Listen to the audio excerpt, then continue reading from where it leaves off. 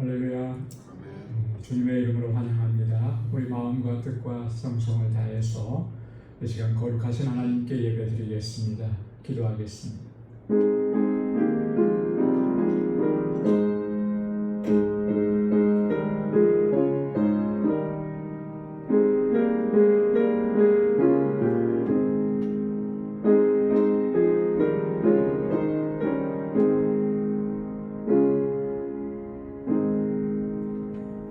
하나님은 우리의 피난처시요 힘이시니 환난 중에 만날 큰 도움이시라. 그러므로 땅이 변하든지 산이 흔들려 바다 가운데 빠지든지 바닷물이 솟아나고 뛰놀든지 그것이 넘침으로 산이 흔들릴지라도 우리는 두려워하지 아니하리로다. 이르시기를 너희는 가만히 있어 내가 하나님 됨을 알지어다. 내가 문 나라 중에서 높임을 받으리라. 내가 세계 중에서 높음을 받으리라 하시도다. 아멘.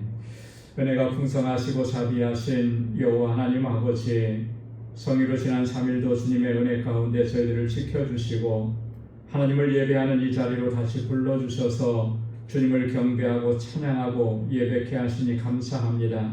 우리의 마음을 다하고 힘을 다하여 오직 주님만 바라보며 주님께만 영광 돌리는 이 시간 되도록 인도하여 주옵소서.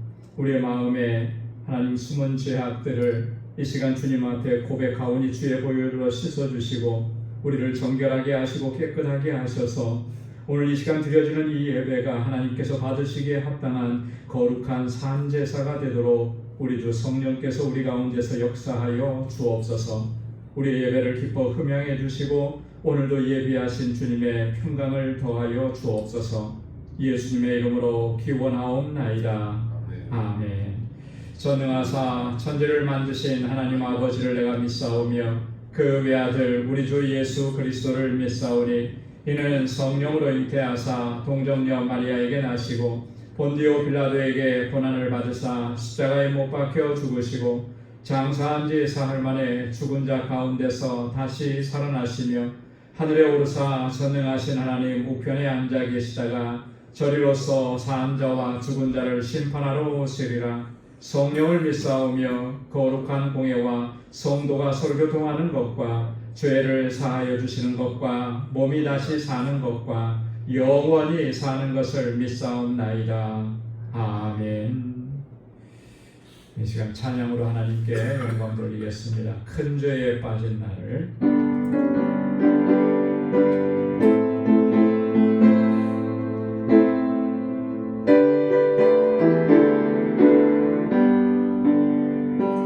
큰 죄에 빠진 나를 주 예수 건지사 그 넓은 품에 다시 품으시는 은혜는 저 바다보다 높고 저 하늘보다 높다. 그 사랑 영원토록 나 찬송하리라. 날로 더욱 귀하다. 날로 더욱 귀하다. 한이 없이 넓은 우리 주의 사랑 날로 더욱 귀하다. 옛날에 유대 땅에 주 예수 다닐 때 그 은혜 받으려고 큰 무리 모였네. 큰 먼 자 병든 자를 다 고쳐주셨으니 나 같은 죄인까지 그 은혜 받도다. 날로 더욱 귀하다. 날로 더욱 귀하다. 한이 없이 넓은 우리 주의 사랑 날로 더욱 귀하다.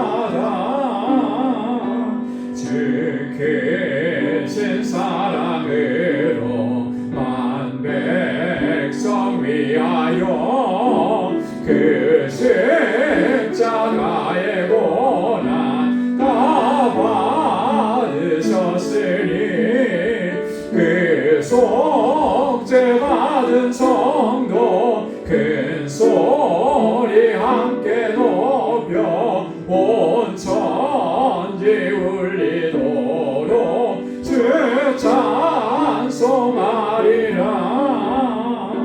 날로 더욱 귀하다.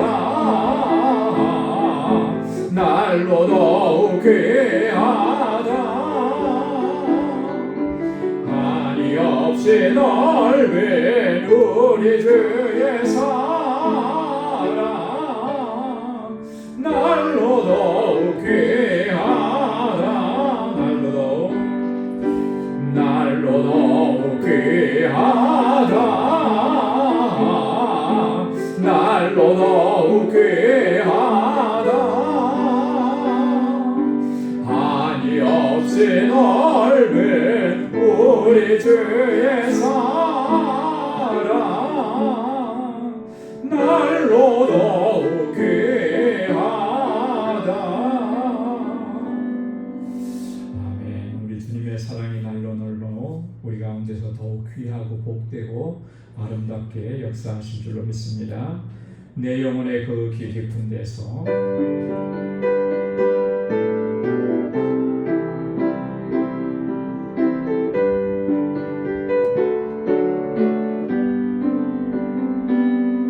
내 영혼의 그 깊은 데서 맑은 가락이 울려나네. 하늘 곡조가 언제나 흘러나와 내 영혼을 고이 싸네.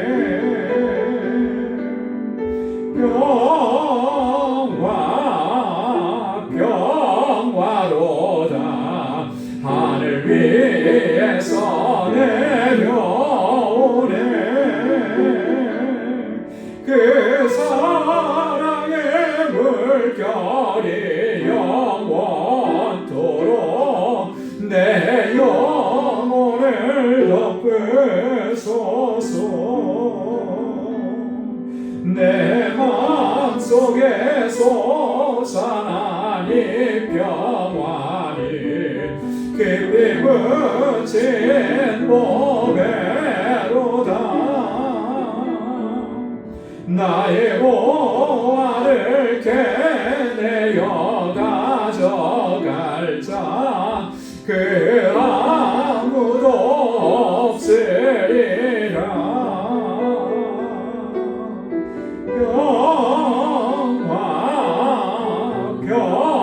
평화로다. 하늘 위에서 내려오네. 그 사랑의 물결이 영원토록 내 영혼을 덮으소서.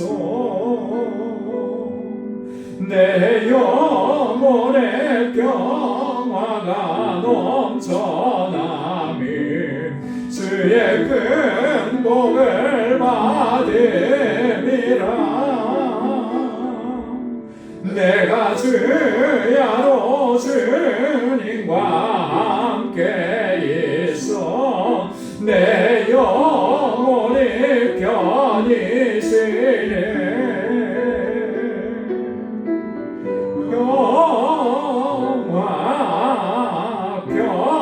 평화로다.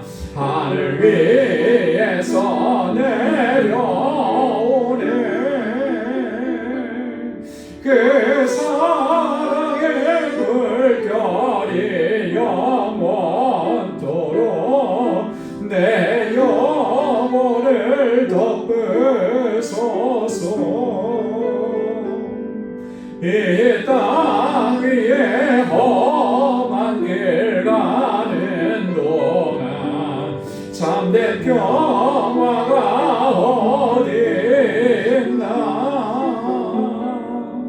우리 모두 다 예수를 친구 삼아 참 평화를 누리게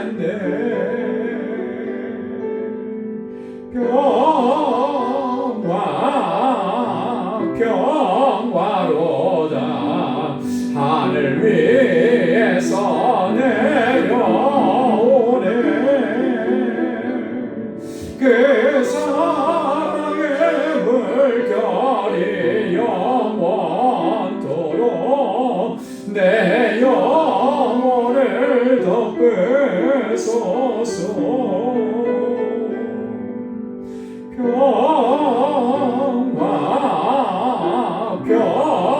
평화로다. 하늘 위에서 내려오네. 그 사랑의 물결이 영원토록 내 영혼을 덮으소서.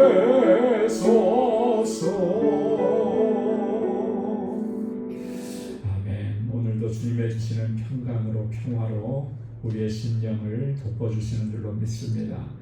우리 이 땅의 황무함을 보소서.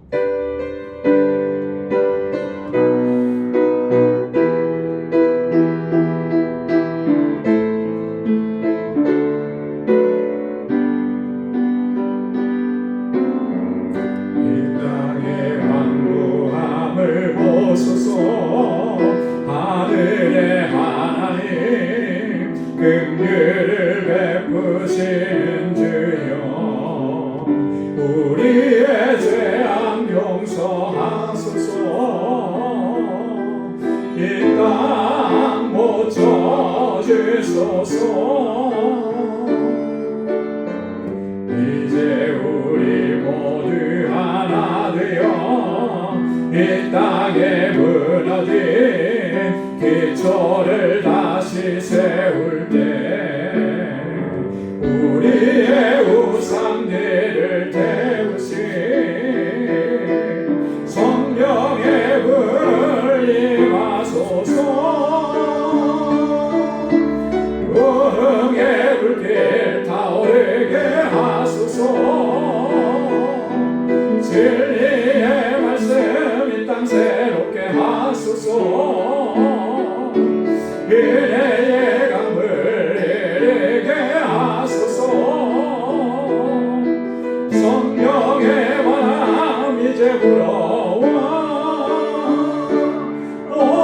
오주의 영광 가득한 새날 주소서. 오주님 나라의 땅에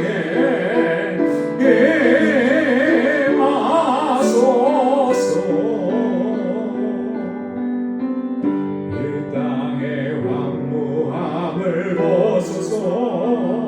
하늘의 하나님 긍휼을 베푸시는 주여 우리의 죄악 용서하소서. 이 땅 고쳐주소서.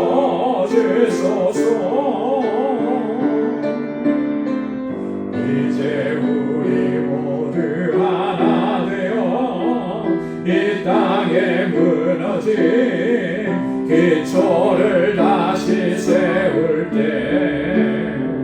우리의 우상들을 태우신 성령의 불 임하소서. 응의 불길 타오르게 하소서. 진리의 말씀 이 땅 새롭게 하소서. 은혜의 강물 흐르게 하소서. 성령의 바람 이제 불어와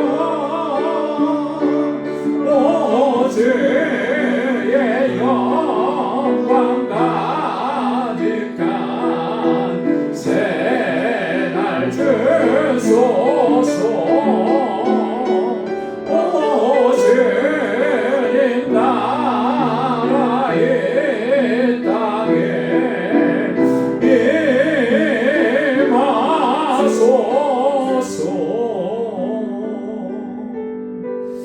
아멘. 우리의 심령 가운데 우리의 삶 가운데 있는 모든 우상을 성령께서 태워주시고 이 땅에 하나님의 나라로 회복해 주시는 귀한 은혜를 우리에게 허락해 주옵소서. 우리가 시간 다같이 통성으로 함께 기도하겠습니다.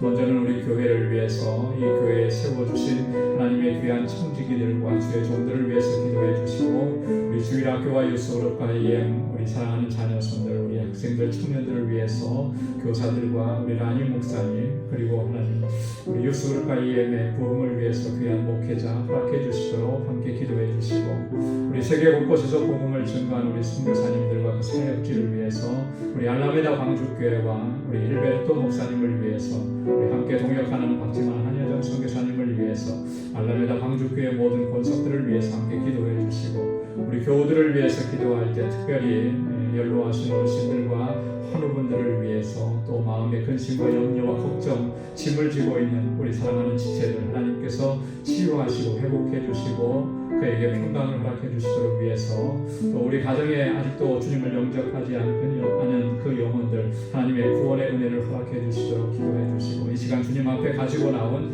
간절한 기도의 제목 우리 다같이 통성으로 하나님께 아뢰겠습니다. 거룩하신 아버지 하나님, 참 감사합니다. 하나님, 이 시간도 주님을 예배하는 이 자리로 저희들을 불러주시고 주님을 경배하고 찬양하고 예배케 하소서. 하나님 감사합니다. 날마다 우리와 함께 하시고 하늘의 평강으로 덧입혀 주시고 하나님의 거룩한 백성으로 살아가도록 주 성령께서 우리를 항상 인도해 주시니 감사합니다. 기쁨과 감격 속에서 살아가게 하시고 언제나 우리 주님과 함께하며 살게 하여 주옵소서. 아버지 하나님, 이 시간도 우리의 심령 가운데 찾아와 주시고 우리 안에 더럽고 추하고 악한 것들을 하나님 성령의 불로 태워주시고 거룩하게 하여 주옵소서. 우리 예배를 기뻐하게 하여 주옵시고 하늘의 만나로 하늘의 은혜로 풍성하게 채워 주옵소서. 하나님께서 세워주신 우리 광주교회가 하나님의 뜻 안에서 견고하게 서게 하시고 믿음의 역사와 사랑의 수 소망의 인내로 소문난 교회가 되게 하옵소서. 이 세상을 향해서 구원의 방주로서의 사명을 잘 감당하게 하옵시고 진리의 등대가 되도록 역사하여 주옵소서. 이 모든 일들을 위해서 하나님이 제자나 주님께서 기름 부어 세우신 신실한 주의 종들 청지기들이 있습니다. 저희 정말 맡은 바 아버지 하나님 구할 것은 충성이라고 하신 뜻대로 하나님 주님 앞에서 우리의 마음을 다하고 뜻을 다하고 힘을 다하고 충성하고 헌신하는 신실한 청지기들이 되게 하여 주옵시고 믿음으로 역사하고 인도해 주옵소서.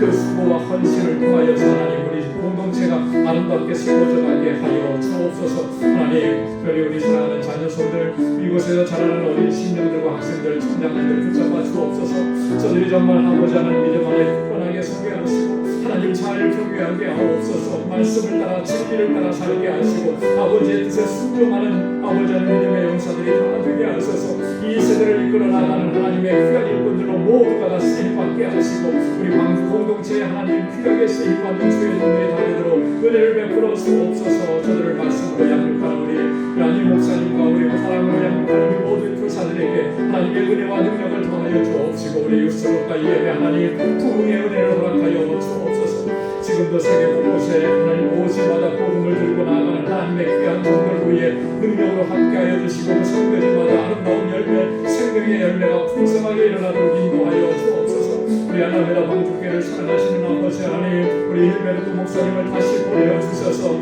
다시금 새롭게 견고하게 세워가게 하시니 감사합니다.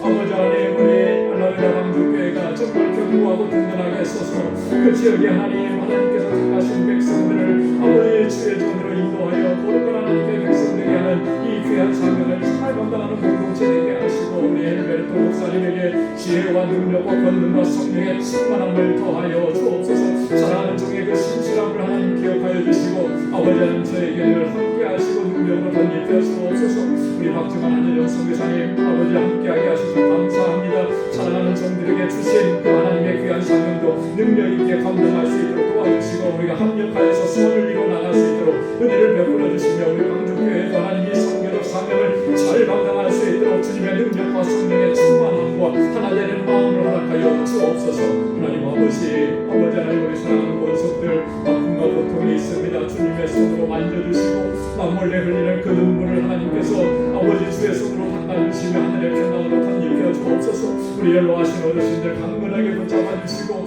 하늘의 소망을 가지고 하나님 믿음의 경주를 끝까지 잘 달려갈 수 있겠으며 날마다 새 힘을 더하여 주옵소서. 육신의 연약함이 있습니다. 주님의 손길로 만져주시고 치료하여 주옵시고 우리 가정에 아직도 주님을 영접하지 않는 안타까운 심령들이 있습니다. 구원의 은혜를 허락하여 주옵소서. 이제 말씀 앞에 저희를 다시 세워주셨사오니 하나님 우리의 마음의 문이 활짝 열리게 하시고 옥토와 같게 하소서. 하나님의 주신 말씀으로 오늘 이 시간도 새롭게 하여 주옵소서. 모든 것 감사하고 예수님의 이름으로 기도드리옵나이다. 아멘.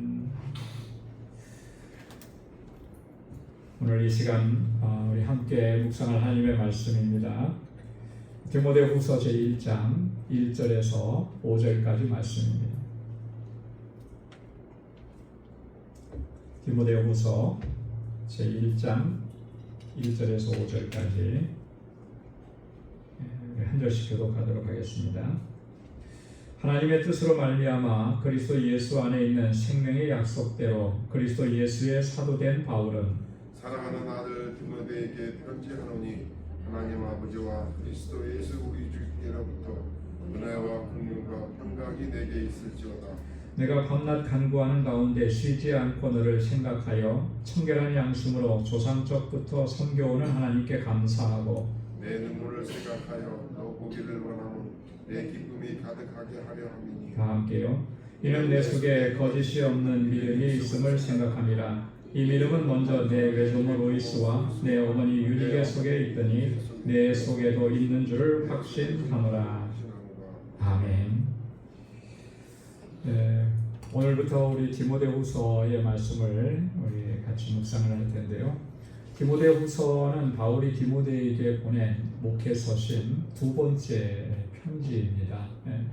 우리가 지난주까지 디모데전서 말씀을 읽었고 바울이 두 번째로 보낸 편지를 대하게 되는데요.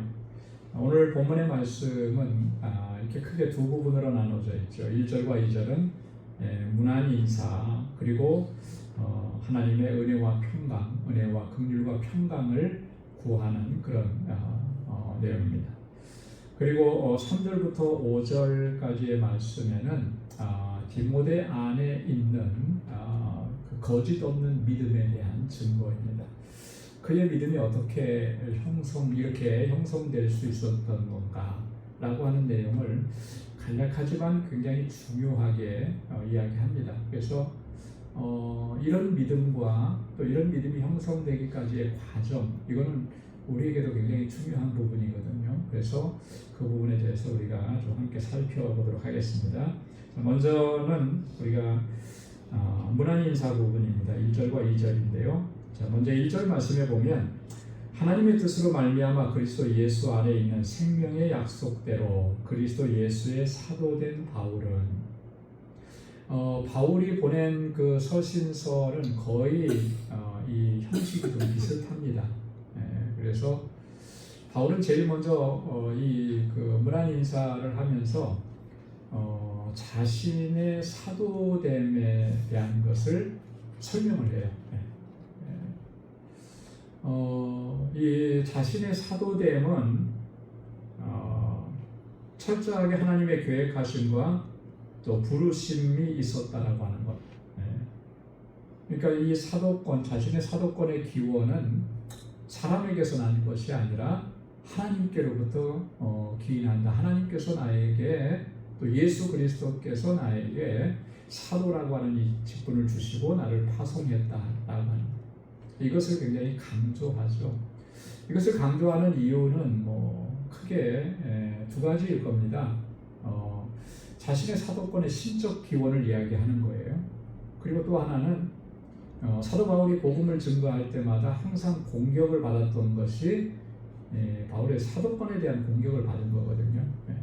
왜냐하면 우리가 잘 아는 대로 바울은 당시에 사도라 그러면 예수님의 제자들을 일컬어서 사도라 그랬거든요. 그런데 바울은 예수님의 제자도 아니고 또 예수님을 핍박했던 사람이고, 그런데 어느 날 갑자기 자기가 하나님께서 나를 보내셨다, 택하시고 나를 사도로 부르셔서 파송하시고 복음을 전하게 하셨다, 이러니까 공격받기 쉽죠.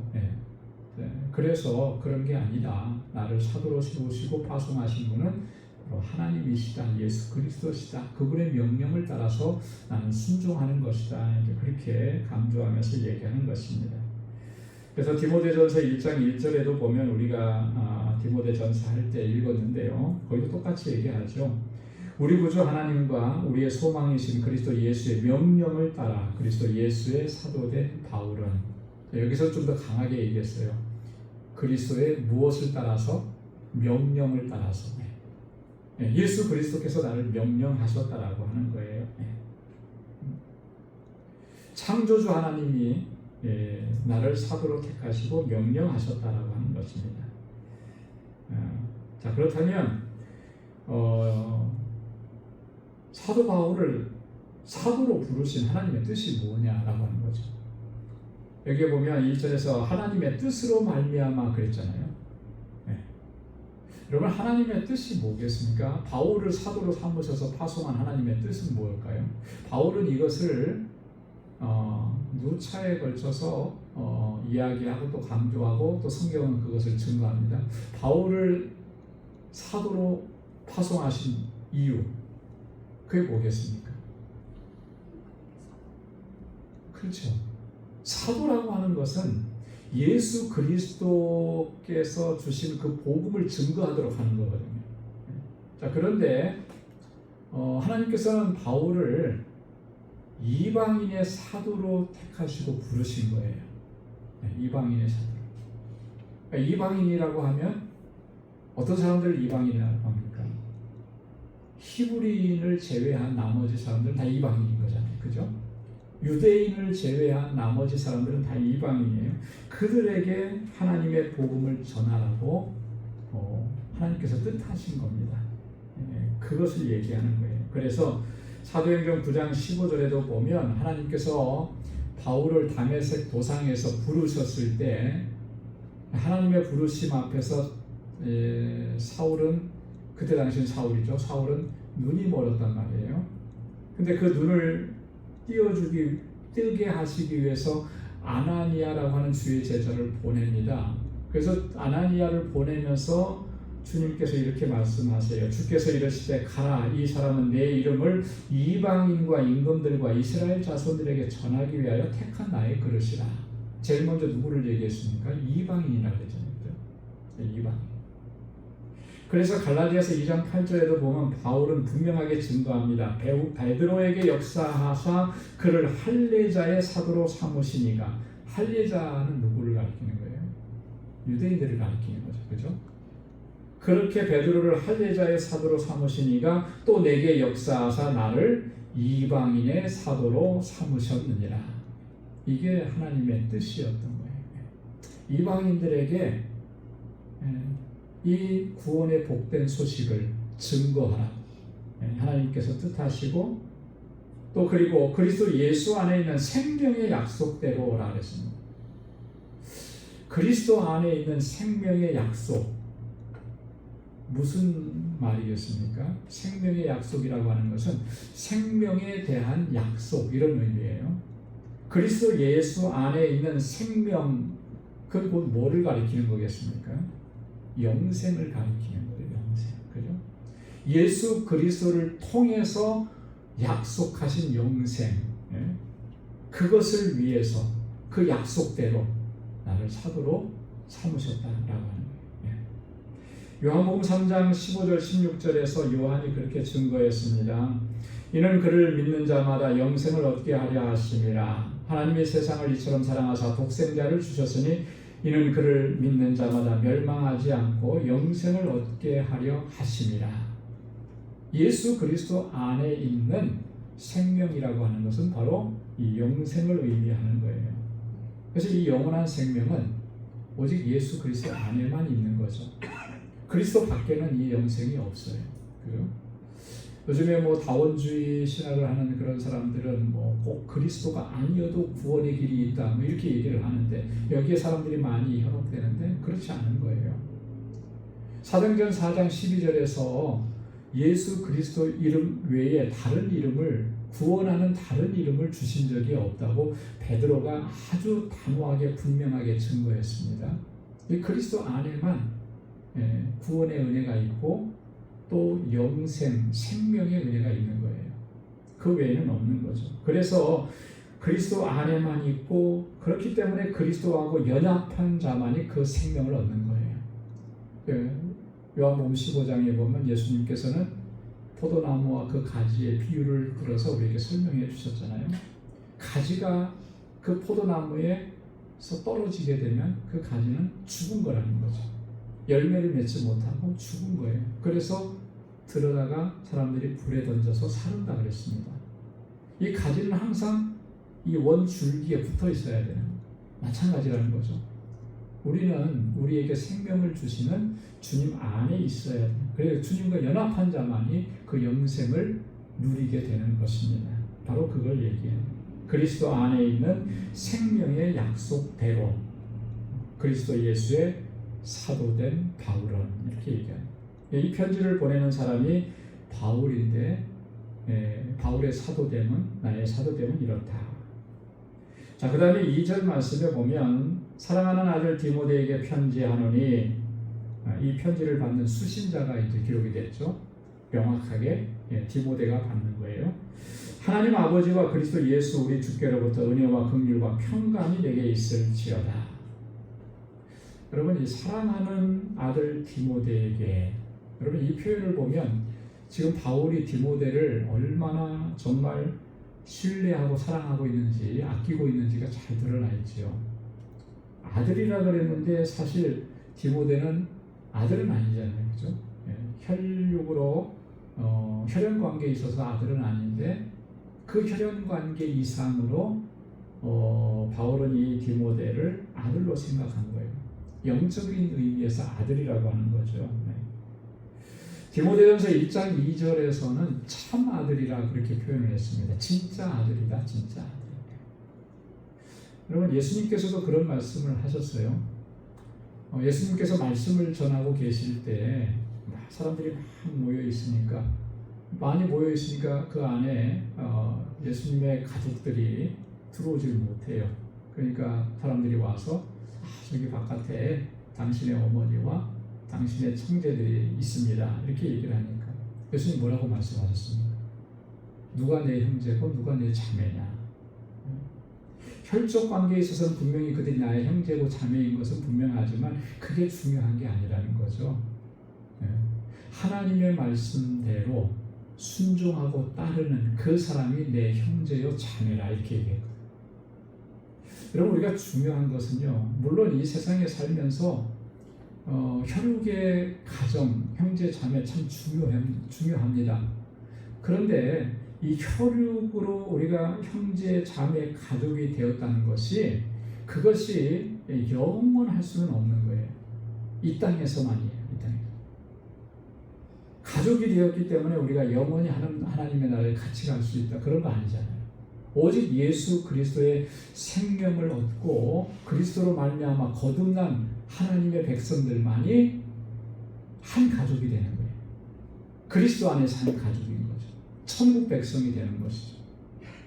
이게 중요한 것입니다. 그래서 우리 가족들이, 우리 자녀들이 정말 예수 잘 믿고 믿음 생활 잘해야 되는 거가 여기에 있는 거예요. 혈육으로는 우리가 같이 가족으로 태어났지만 영적으로는 같이 태어나지 않을 수도 있는 거예요. 그죠?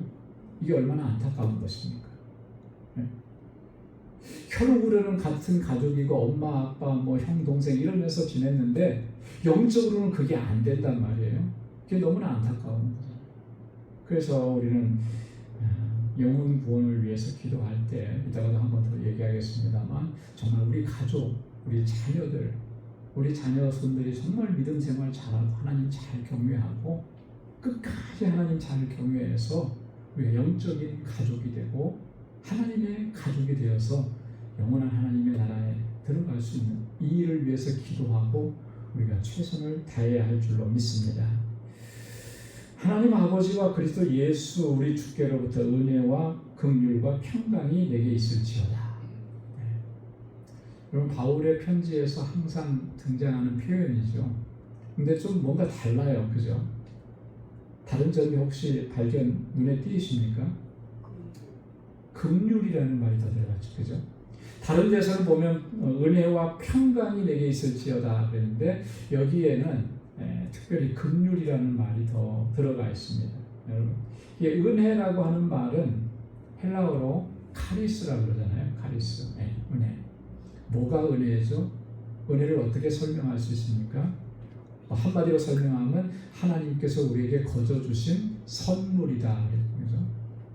근데 선물인데 어떤 선물을 은혜라고 얘기하는 거죠? 여기서 바울이 얘기하는 것은 그것은 예수 그리스도로 말미암아 죄인인 우리에게 베풀어 주신 구원의 은총을 얘기하는 거예요. 그죠? 예수 그리스도로 우리를 구원해 주신 죄인인 우리에게 베풀어 주신 그 구원의 은총. 근데 그것을 거저 주셨습니다. 값없이 주셨어요. 우리나라 여기 미국 제도에 뭐 이렇게 어떤 사람이 범죄하고 이렇게 잡혀가게 되면 재판을 받기까지 잠시 이렇게 불구속 상태로 재판을 받게 하기 위해서 뭔가를 책정을 해요. 그 책정하는 걸 뭐라 그러냐면 보석금이라고 그러잖아요. 이 보석금을 받고 나옵니다. 그래서 나와서 이제 재판을 받도록 이렇게 하는 제도가 있어요. 돈을 그렇게 지불해서 그래도 조금 신체적인 자유를 주면서 재판을 받게 하고.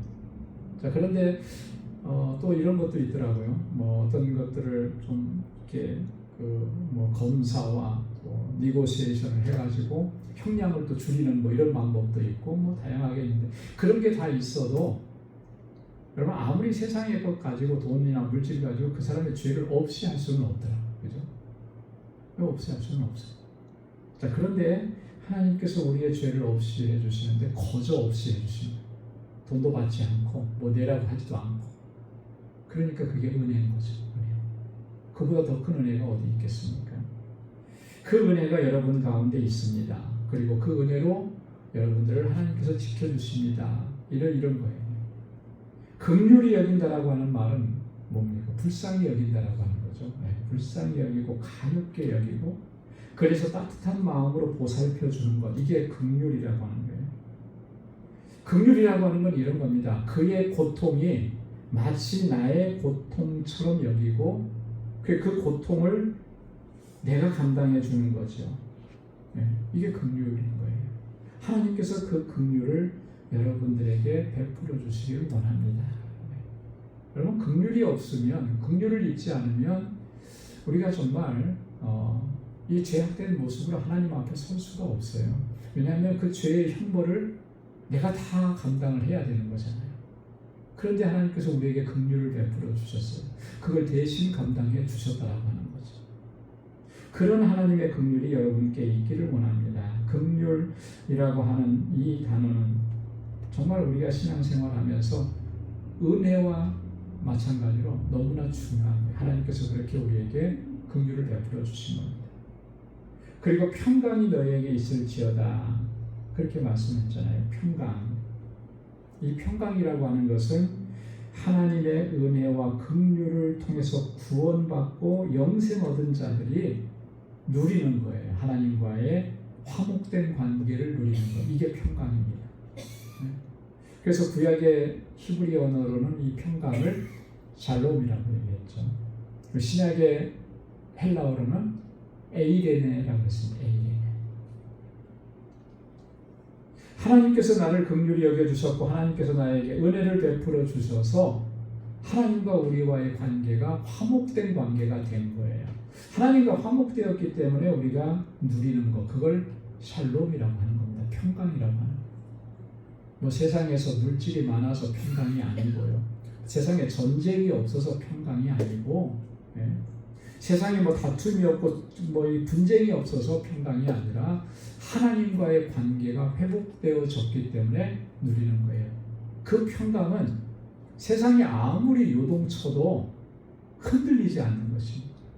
오늘 시편 46편에서 시인이 그렇게 하나님을 찬양했잖아요. 그죠? 세상이 아무리 파도치고 막 이렇게 물결이 몰아치고 뭐 그렇게 해도 나는 요동치 아니하리로다. 왜? 하나님이 나와 함께 하시기 때문에. 여러분, 저와 여러분들에게 하나님께서 그 평강으로 날마다 덧입혀 주시는 줄로 믿습니다.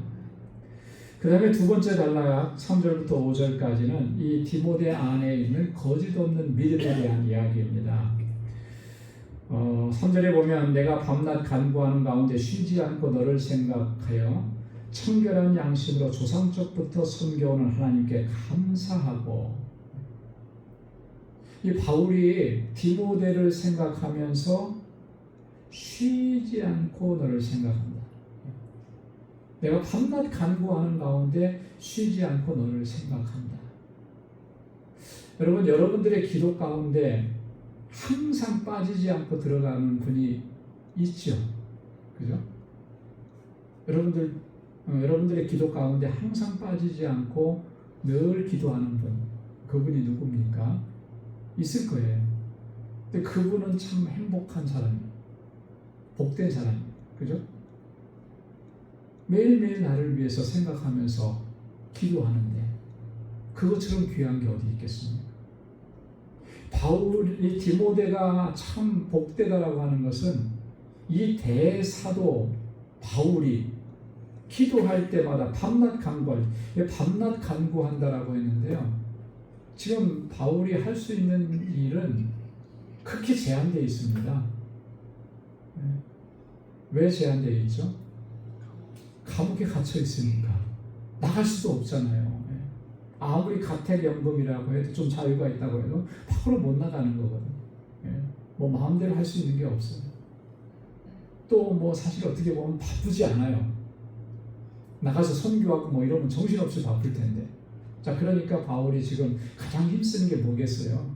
밤낮으로 기도하는 거죠. 지금까지 사역을 하면서 함께 동역했던 동역자들을 위해서 기도하고, 그리고 세워진 그 교회들을 위해서 기도하고, 자, 그렇게 기도하는 중에 한 번도 빠지지 않는 사람이 있으니 그 사람이 누구냐면 바로 디모데라고 하는 거예요. 쉬지 않고 너를 생각하고, 너를 생각할 때마다 내가 감사한다. 감사. 누군가를 위해서 기도하는데 그분을 생각할 때 정말 감사한 게 많아요. 뭐 나에게 잘해줘서 감사한 게 아니고 그 사람이 정말 믿음 생활 잘하고 하나님 잘 섬기고 주님의 교회에서, 주님의 몸된 교회에서 신실하게 섬기는 모습, 그거 생각하니까 너무 감사. 그를 위해서 기도할 때는 감사함으로 기도해요. 근데 어떤 사람은 마음 아파서 기도해요. 참 너무 안타까워서 기도하는 거예요. 저렇게 하면 안 되는데, 정말 저렇게 하면 안 되는데 바르게 하나님 잘 섬기고 그렇게 해야 되는데, 눈물로 기도하는 거죠.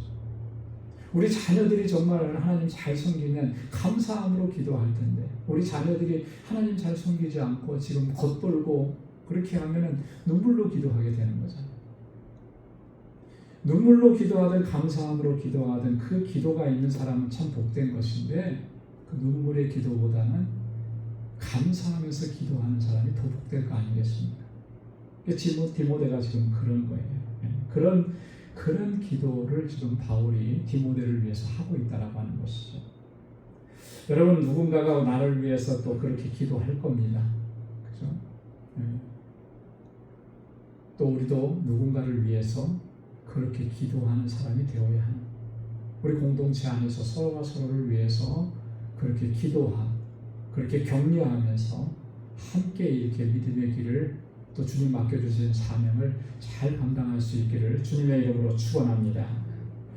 자, 근데 4절 말씀에 보면 내 눈물을 생각하여 너 보기를 원함은 내 기쁨이 가득하게 하려 함이니. 이 바울이 지금 디모데를 생각하면서 너의 눈물을 생각한다면서, 그리고 너를 보기를 원한다. 왜냐하면 너를 봄으로 인해서 나의 기쁨이 가득해지기를, 나의 기쁨이 충만해지기를. 너의 눈물을 생각한다 그랬는데 이게 어떤 상황을 두고 얘기하는 걸까요? 디모데가 지금 눈물을 흘리고 있습니다. 그 디모데가 흘렸던 눈물을 지금 바울은 굉장히 가슴속 깊이 여기에 각인이 되어 있는 거예요. 그걸 생각하는 거예요. 바울, 도대체 디모데는 언제 그런 눈물을 바울 앞에서 보였을까? 어떤 분들은 디모데가 이 에베소 교회에서 목회하면서 흘린 눈물일 것이다. 근데 그건 아닌 것 같아요. 왜냐하면 목회를 하고 있는 디모데의 모습을 바울은 본 적이 없어요. 그죠? 지금 로마에 와서 잡혀있는 감옥에 갇혀있는 상황이잖아요. 그러면 언제 디모데는 그렇게 눈물을 흘렸을까? 물론 디모데의 뭐 일반적인 바울과 디모데가 함께했던 시간들에 대한 기록을 성경은 다 기록하고 있지는 않지만 한 가지 추정을 해볼 수는 있어요. 그게 뭐냐면 사도행전 20장 36절 이하의 말씀에 보면 바울이 예루살렘으로 올라가기 전에 이 에베소 교회에 있는 장로들을 불러드립니다. 모이라고 그래요. 그리고 그들에게 신신당부를 해요. 하나님의 교회를 잘 섬기고 이렇게. 근데 이분들이 바울이 예루살렘으로 간다는 것을 크고 자꾸 말리는 거예요. 왜? 예루살렘으로 가면 지금 예루살렘에는 바울을 죽이겠다고 작정한 사람들이 기다리고 있거든요. 그리고 아가보라고 하는 사람이 예언까지 했단 말이죠. 그런 상황인데 바울은 내가 죽을지언정 죽기를 각오하고 그러고 가겠다 그러니까 다들 울면서 말리게 되죠. 근데 그 가운데 디모데도 함께 있었다는 거죠. 그래서 그렇게 간절하게 안타깝게 자신을 위해서 눈물을 흘렸던 디모데의 그 눈물, 그것을 바울은 잊을 수가 없다라고 하는 것이죠. 그래서 그 눈물을 항상 기억한다. 이렇게 바울이 지금 이야기하는 거죠. 그러니 그만큼 바울과 디모데의 관계가 그러했다라고 하는 것이죠. 그랬던 당신을 내가 지금 보기를 원한다. 왜냐하면 너를 봄으로 인해서 기쁨으로 충만해지기를 원한다. 여러분 그렇잖아요. 이렇게 어려운 시절에 함께 사역을 하고 함께 일했던 사람을 이렇게 만나게 되면 얼마나 기쁩니까, 그죠? 이번에 알라메다 방주교회를 방문하면서 힐베르토 목사님을 다시 만나는데 정말 너무너무 마음이 편하고 기쁘더라고요. 그리고 힐베르토 목사님도 예전 같지 않고 표정이 더 밝고 더 이렇게 교회를 섬기려고 하는 그런 의지, 결단 이런 것들이 보이고 또 같이 예배를 드렸잖아요. 그 예배를 같이 드리면서 정말 너무너무 좀 감사하고 감사를 넘어서 좀 감격스러웠어요.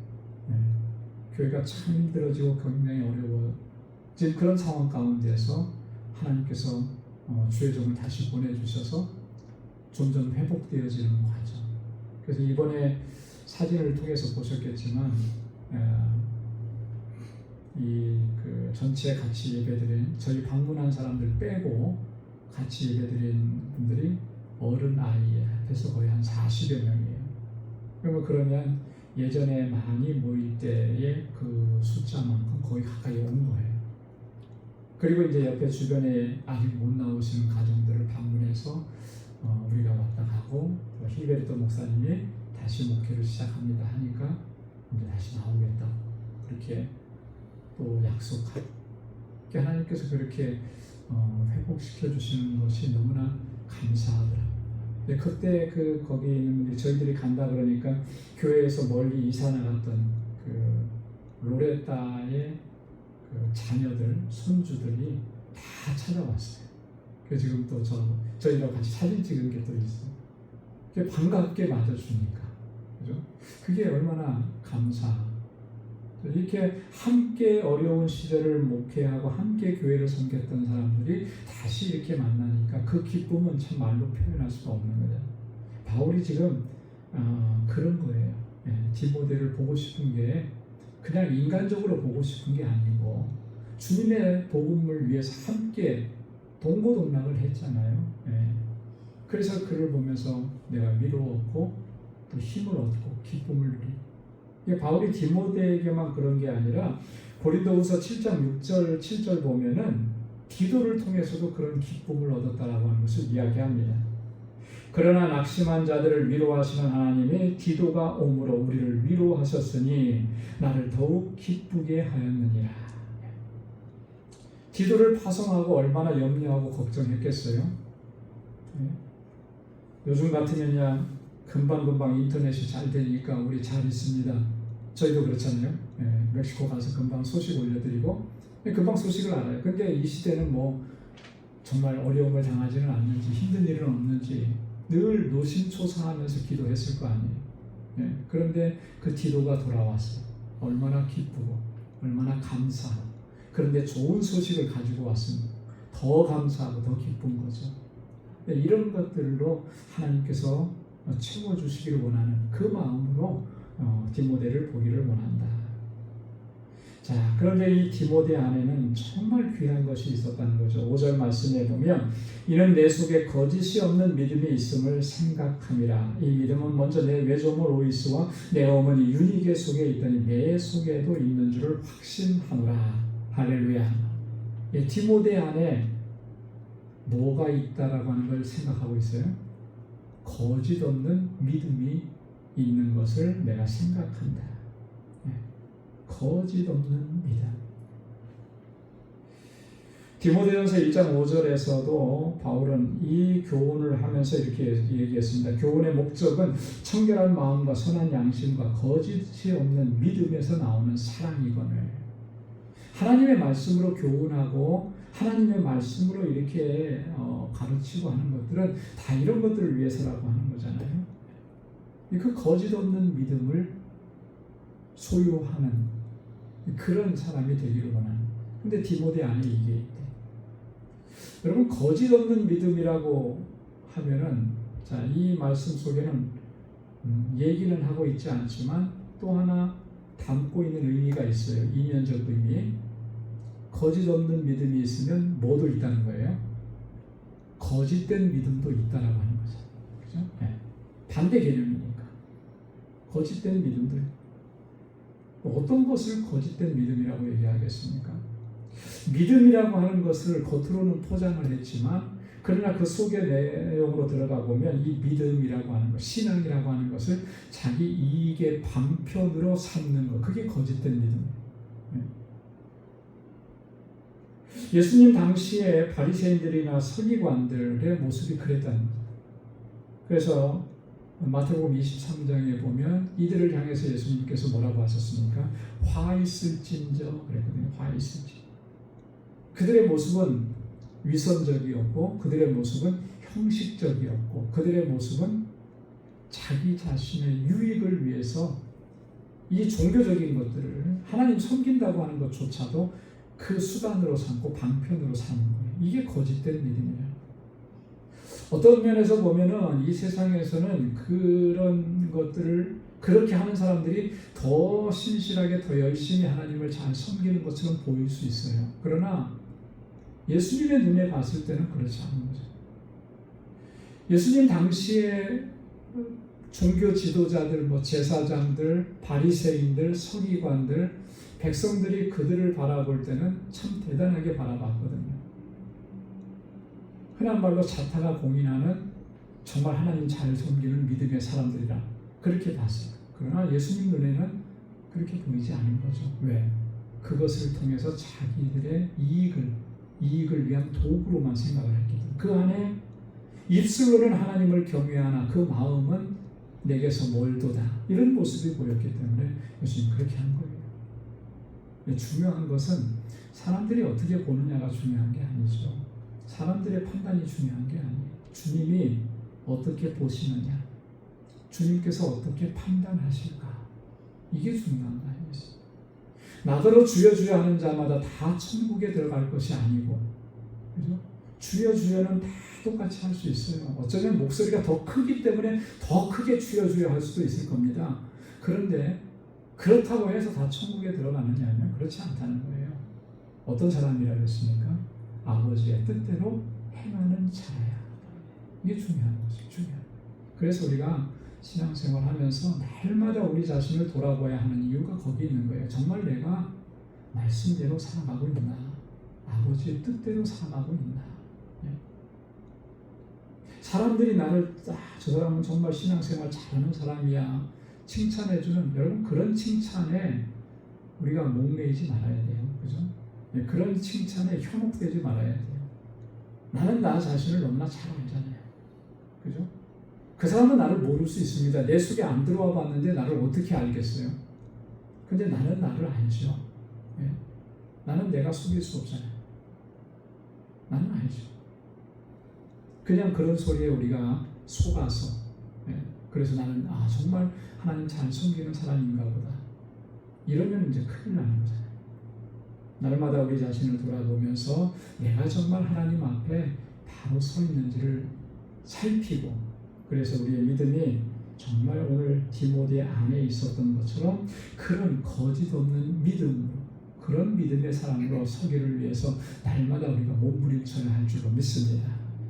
자, 그런데 오늘 보니까 이 믿음이 어떻게 디모데 안에도 있게 되었느냐, 거기에 바울이 이렇게 설명하죠. 이 믿음은 먼저 내 외조모 로이스와 내 어머니 유니게 속에도 있더니, 먼저는 그의 외할머니 그리고 그의 어머니 속에 있었던 그 믿음, 그 믿음이 자녀인 손자인 디모데 안에까지 잘 이렇게 전수된 거예요. 자, 그러니까 이 외조모 로이스와 어머니 유니게가 얼마나 신실하게 믿음으로 살았던 사람인가를 우리는 이 한마디 속에서 우리가 충분히 이해하고 깨달을 수가 있잖아요. 그죠? 본인들이 그렇게 신실한 믿음으로 살고 믿음으로 사는 모습을 보여주고 그 손자와 그 아들을 위해서 그렇게 기도하고 그를 그렇게 양육을 한 거예요. 그랬기 때문에 디모데가 이런 믿음을 소유할 수가 있었다라고 하는 것이죠. 이 그의 외조모 로이스와 어머니 유니게가 어떻게 이런 믿음을 가질 수가, 언제 그런 믿음을 가졌겠는가?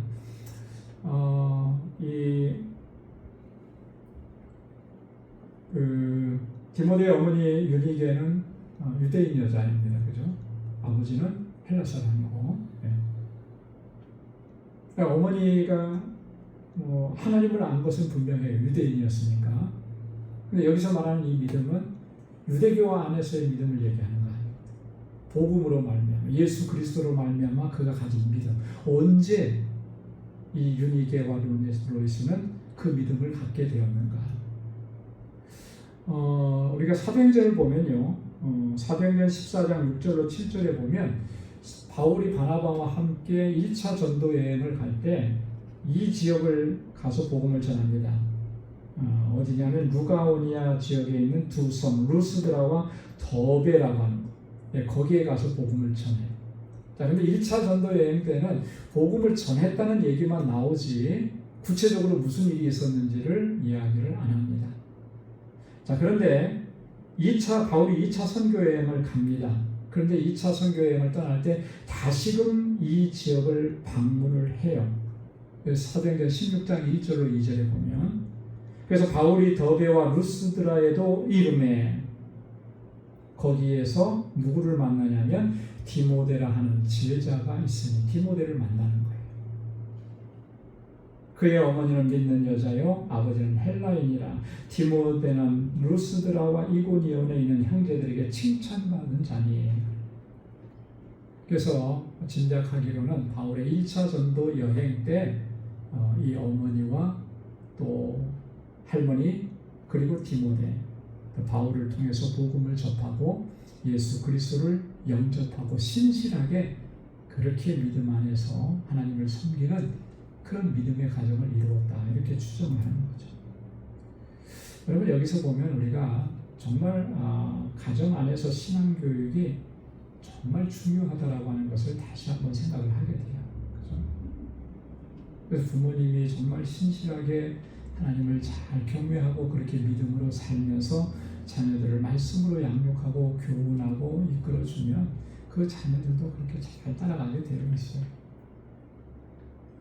아무리 지금 잘못되고 이렇게 하나님에게서 멀어져서도 그 자녀를 위해서 기도하는 그 기도는 헛되지 않습니다. 반드시 하나님께서 그 안에서 생명의 역사를 이루시고 돌아오게 하시는 거예요. 기독교 역사 속에서 우리는 수없이 많이 봤고요. 그의 가장 대표적인 사람이 누구냐면 바로 어거스틴이라고 하는 사람. 우리 바울 이후의 최고의 신학자라고 불리는 어거스틴.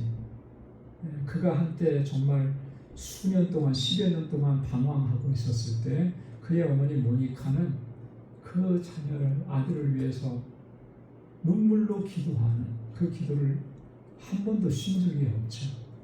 결국 하나님께서 그를 돌아오게 하시고 하나님의 일을 위해서, 신학을 위해서, 복음을 위해서 귀하게 하나님께서 사용하셔서 지금까지도 이 어거스틴이 썼던 그 작품들은요, 우리가 읽어도 사실 이해하기가 어려운 귀한, 정말 바울이 성경을 쓴 것처럼 귀한 글들을 많이 남겨주었습니다.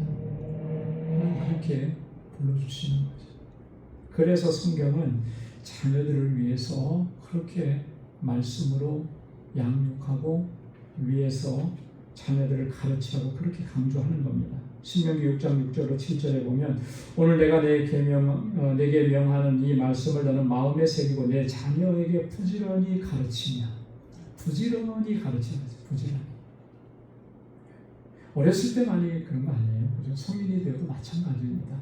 자녀들을 위해서 부지런히 권고하고 가르치고. 열왕기상 2장 3절에 보면은요, 다윗이 임종하면서 그의 아들 사무엘에게, 그 아들 솔로몬에게 그렇게 권고하잖아요. 내 하나님 여호와의 명령을 지켜 그 길로 행하여 그 법률과 계명과 율례와 증거를 모세의 율법에 기록된 대로 지키라. 왕이 될 아들이니까 나라는 이렇게 통치해야 된다, 그죠? 이런 거를 그 노하우를 전수해 줘야 되는 게 맞을 것 같잖아요. 근데 이 다윗은 그 아들에게 그렇게 얘기하지 않았어요. 딱 한마디 얘기하잖아요. 여호와의 명령을 지켜서 그 길로 행하라. 이거 한마디 하는 거예요. 그 계명과 율례와 증거, 모세의 율법에 기록된 그대로 나는 다 지켜야 한다. 이거 하나만 얘기하는 거예요. 왜? 그게 제일 중요한 것이니까. 그게 전부니까. 여러분, 우리 사랑하는 자녀들을 위해서 늘 기도하고 또 우리가 늘 힘쓰는데 또 만날 때마다, 통화할 수 있을 때마다, 또 그리고 이야기할 수 있을 때마다 늘 그렇게 하나님의 말씀으로 권고하고 또 늘 위해서 기도하고. 여러분, 그것보다 더 귀한 일이 어디 있겠어요? 내 자녀들이 하나님 잘 섬기는 그 모습을 보는 것, 그게 가장 기쁜 일 아니겠습니까? 하나님 앞에 귀하게 쓰임받는 우리의 자녀들이 될 수 있도록 그 일을 위해서 우리가 늘 기도하고 힘쓰고 또 하나님 앞에 하나님의 도움을 구하면서 그렇게 우리의 믿음의 길을 끝까지 잘 걸어갈 수 있기를 주님의 이름으로 축원합니다. 기도하겠습니다. 거룩하신 아버지 하나님, 감사합니다. 하나님, 오늘 이 저녁에도 저희들을 사랑하셔서 하나님 귀한 말씀을 함께 나눌 수 있게 하시고 우리의 심령 가운데 또 깨닫게 해주시고 다시 결단할 수 있도록 은혜 주심을 감사합니다. 디모데 안에 있었던 그 거짓 없는 믿음, 오늘 우리도 그 믿음을 소유할 수 있도록 인도해 주옵소서. 하나님께서 나를 보실 때 착하고 충성된 종이라고 칭찬하실 만한 그런 믿음을 소유하고 하나님께서 맡겨주신 사명을 하나님 신실하게 감당해내는 하나님의 귀한 종들로 저희를 삼아 주옵소서. 우리 사랑하는 성도들의 가정과 직장과 저들의 삶 속에 하나님들 함께 하시고 주님의 능력으로 붙잡아 주셔서 하나님 온전한 믿음의 길을 주님의 나라에 이를 때까지 끝까지 올곧게 달려갈 수 있는 우리 모두가 되게 하여 주옵소서. 이제는 우리 주 예수 그리스도의 무한하신 은혜와 하나님 아버지의 크고 놀라우신 사랑과 성령의 위로 교통 충만하심의 역사가 주님 앞에 다시금 결단하고 다짐하는 우리 광주의 모든 믿음의 권속들, 또 저들의 가정과 직장, 생업의 터전 위에 이제로부터 영원까지 함께 하시기를 간절히 축원하옵나이다. 아멘.